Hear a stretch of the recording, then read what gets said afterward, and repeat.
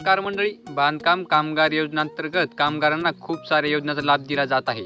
या सर्व योजनेचा लाभ घेण्यासाठी त्यांना त्यांचा अर्ज हा एक वेळेस रिन्यू करावा लागतो।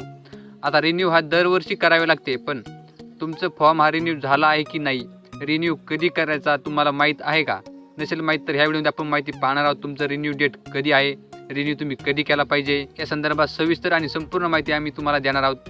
त्यासाठी तुम्ही आपला हा व्हिडिओ शेवटपर्यंत नक्की पाहायचा आहे। चॅनलवरती जर तुम्ही नवीन असाल तर चॅनल तुम्ही आत्ता सबस्क्राईब करून ठेवायचा आहे। सर्वात प्रथम तुम्हाला महाराष्ट्र इमारत व इतर बांधकाम कामगार कल्याणकारी मंडळाच्या वेबसाईटवरती यावं लागेल।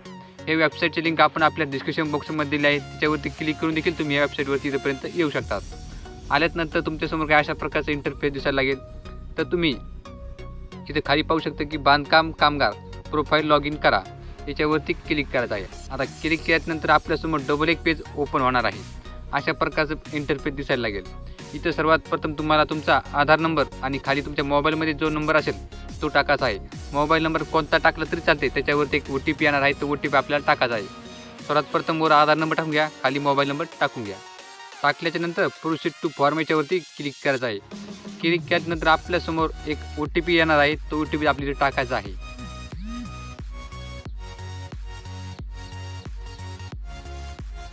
OTP टाकल्याच्या नंतर फिल OTPवर क्लिक करायचं आहे। क्लिक केल्यानंतर तुमच्यासमोर तुमचं प्रोफाईलचं पेज ओपन झालेलं आहे। तुम्ही सर्वात प्रथम तुम्ही इकडे साईडला पाहू शकता की तुमचा फोटो दाखवत आहे। ज्या व्यक्तीचा आपल्याला रिन्युअल स्टेटस चेक करायचा आहे त्या व्यक्तीचा इथं फोटो दाखवत आहे। इथं वरती त्यांचं नाव दाखवत आहे। तुमचा मोबाईल नंबर जो असेल रजिस्ट्रेशन केलेला तो इथं तुम्हाला दाखवत असेल। याच्यावर तुमचे सर्व जे मेसेज असतात ते इथे येत असतात।